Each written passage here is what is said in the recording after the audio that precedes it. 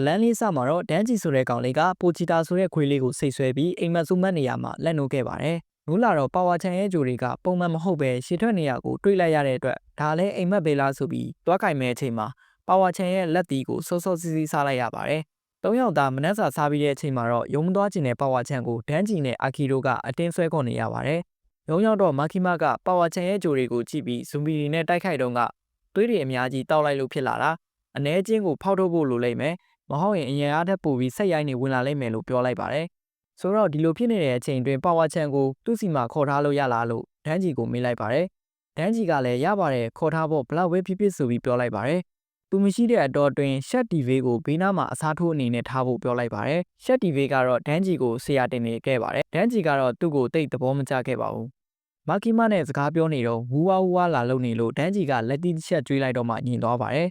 ဒန်းဂျီခွန်ကခုနောက်ပိုင်းမျက်နှာမကောင်းလို့ဆိုပြီးမနှက်ဖြတ်အားလည်းရမှာငါနဲ့အတူတူဒိတ်ကြမလားလို့မာကီမာကပြောလိုက်ပါတယ်နောက်နေ့မှာတော့ဒန်းဂျီလည်းပြောပြီးမနက်9 နာရီတည်းကမာကီမာအလာကိုစောင့်နေပါတယ်မာကီမာရောက်လာတော့ဒန်းဂျီကဘာတွေလုပ်ကြမလဲလို့မေးလိုက်ပါတယ်မာကီမာကဒီနေ့တော့ည12 နာရီထိရုပ်ရှင်ပတ်ကြည့်ကြမယ်လို့ပြောလိုက်တော့ဒန်းဂျီလည်းကြောင်သွားခဲ့ပါတယ်ပြီးတော့နေရောက်သားရုပ်ရှင်တွေအတူတူကြည့်လိုက်ကြပါတယ်ကြည့်ပြီးပြန်ထွက်လာတော့ရုပ်ရှင်အကြောင်းတွေပဲပြောနေကြပါတယ်ရုပ်ရှင်တစ်ခုပြီးတစ်ခုကြည့်ခဲ့ကြပေမဲ့လည်းဘယ်ဟာကမှစိတ်ဝင်စားဖို့မကောင်းကြောင်းပြောနေကြပါတယ်ဒါပေမဲ့နောက်ဆုံးတစ်ခါကြည့်လိုက်တဲ့အချိန်မှာတော့နှစ်ယောက်စလုံးငိုသွားကြရပါတယ်ဒန်းဂျီကတော့သူကစကားတွေကိုမကြိုက်တာလားဒါမှမဟုတ်အကြောင်းတစ်ခုခုကြောင့်ထင်တယ်လို့ပြောလိုက်ပါတယ်မာကီမာကတော့ဒီနေ့ကြည့်သမျှရုပ်ရှင်တွေထဲမှာမှနောက်ဆုံးတစ်ခုကသာသူ့အတွက်ခံစားခဲ့ရကြောင်းပြောလိုက်ပါတယ်ရုတ်တရက်ဒန်းဂျီကမာကီမာကိုကျွန်တော်ကနှလုံးသားကောရှိသေးရဲ့လားလို့မေးလိုက်ပါတယ်မာကီမာကလည်းဒန်းဂျီရဲ့ရင်ဘတ်နာကိုကပ်ပြီးနှလုံးခုန်တန်ကိုနားထောင်ရင်းနဲ့တေချာပေါက်ရှိတာပေါ်လို့ပြောပြီးပြန်တော့ပါတယ်ဒီကမာကီမာပြောလိုက်တဲ့နှလုံးသားရှိရဆိုတဲ့စကားလေးကြောင့်ဒန်းဂျီကပျော်နေပြီးလမ်းမှာအလူခံရဲ့လူတစုတွေ့တော့အချွေစိတ်လေးလူလိုက်ပါတယ်အလူခံနေစီကနေပန်းလေးတစ်ပွင့်ဆောင်ပြန်ရခဲ့ပါတယ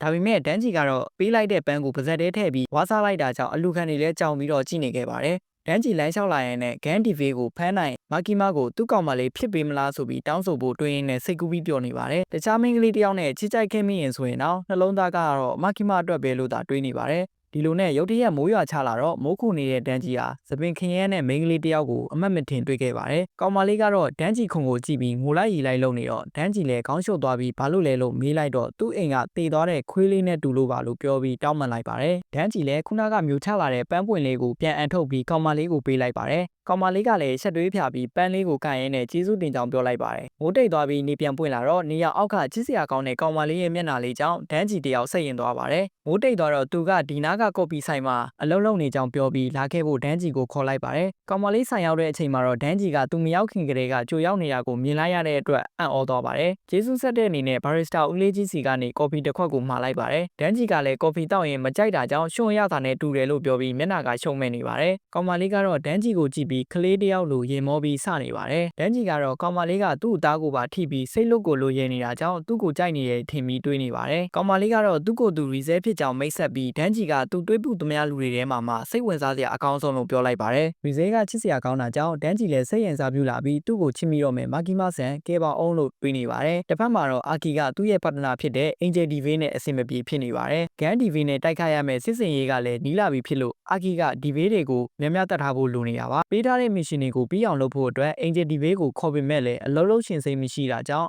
အာကီတယောက်စိတ်ရှုပ်နေရပါတယ်။မာကီကအာကီကိုခေါင်းဆောင်ခီရှိပဲပြီးရင်သူကDivision 4မှာအတန်မာဆုံးပဲလို့ပြောပါတယ်။ Angel Dive ဆိုတဲ့ကောင်လေးကသူမွေးလာတဲ့နေရာကလူတွေအကုန်လုံးကိုတပ်ပစ်ခဲ့ကြောင်းလည်းပြောပါတယ်။အတိအကျပြောရရင်သူတက်လိုက်တဲ့လူတွေစီကနေလက်နက်တွေကိုဖန်တီးလို့ရတာပဲဖြစ်ပါတယ်။အာကီအသုံးပြုနေတဲ့ဓာတ်ကလည်းသူဖန်တီးထားတဲ့လက်နက်တွေကတစ်ခုဖြစ်ပါတယ်။အာကီကတော့ Dive တွေနဲ့ဘလို့မှအဆင်မပြေဘူးလို့ပြောလိုက်ပါတယ်။မာကီမာကတော့ရင်းနှီးစရာမလိုပါဘူး။သူ့ကိုအကျိုးရှိအောင်အသုံးချနိုင်ရင်ရပြီဆိုပြီးတော့ပြောလိုက်ပါတယ်။နှလုံးသားကမာကီမာဒါပေမဲ့ခန္ဓာကိုယ်ကတော့ Reset စီမှာပဲရောက်နေတဲ့ဒန်းဂျီတယောက်ကတော့စိတ်ထဲမှာဝေခွဲမရဖြစ်နေပြီးကော်ဖီဆိုင်ရှိကိုတကားဆွဲဖွင့်ကဝင်သွားပါတယ်ခဏလာနေပေမဲ့လည်းအခုလာတာကနေ့လယ်စာစားဖို့ဆိုပြီးဆင်ချေပေးလိုက်ပါတယ်ဒန်းဂျီကအလုံးလုံးနေရင်းတော့စာလုံးနေရလားလို့မေးလိုက်တော့ရီဇဲကလည်းဒန်းဂျီကိုဘာလို့ငယ်လေးနဲ့ကြောင်းမတက်ပဲဒီဗီယန်နာလုံးနေရလဲလို့ပြန်မေးလိုက်ပါတယ်ဒန်းဂျီကခန်းကြီးမဖတ်တတ်ဘူးလို့ပြောလိုက်တော့ရီဇဲကဘေးနားကိုလာပြီးမဖတ်တတ်ရင်တင်ပေးမယ်လို့ပြောလိုက်ပါတယ်စာအုပ်ထဲမှာခန်းကြီးတစ်လုံးကိုချရေးပြီးတော့မေးလိုက်ပါတယ်ဒန်းဂျီကလည်းဂွေးဦးကြီးလို့ရေးထားတာမဟုတ်လားလို့ဖြေလိုက်ပါတယ်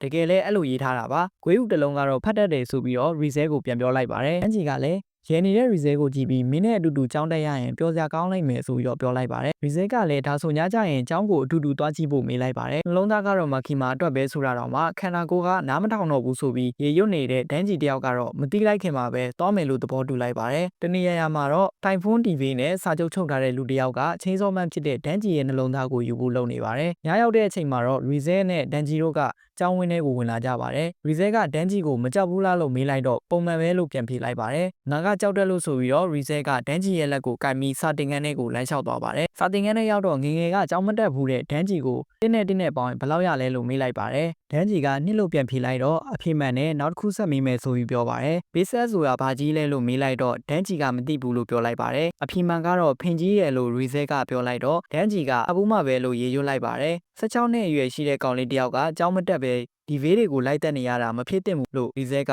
မေးလိုက်တော့အတိတ်ကဖြစ်ခဲ့တဲ့နာကျင်မှုတွေသာပြည့်နေနေတဲ့ဒန်းကြီးတယောက်ကသူ့အတွက်တော့တနေ့ကိုစားစရာသုံးတဲ့နဲ့ကောင်းကောင်းလေးအိတ်လို့ရရင်အဆင်ပြေပါတယ်လို့ပြန်ပြောလိုက်ပါတယ်ပြီးတော့ result ကဒန်းကြီးကိုရေကူးကနာခေါ်သွားပြီးနှစ်ယောက်သားရေကူးနေလိုက်ကြပါတယ်ရေကူးပြီးပြန်လာတော့ result နဲ့ဒန်းကြီးတို့ကတယောက်နဲ့တယောက်စကားတွေပြောနေကြပါတယ်ခဏကြာတော့ result ကတွိုင်းလိုက်သွားမယ်ဆိုပြီးခဏထွက်သွားခဲ့ပါတယ်တွိုင်းလိုက်ကနေပြန်လာတဲ့လမ်းမှာတော့တိုင်ဖုန်း TV နဲ့စာချုပ်ထုတ်ထားတဲ့လူတယောက်နဲ့တွေ့ပြီး result တယောက်ကြောက်လန့်တကြားပြေးနေရင်းနဲ့ကြောင်းခေါင်မိုးပေါ်ရောက်လာခဲ့ပါတယ်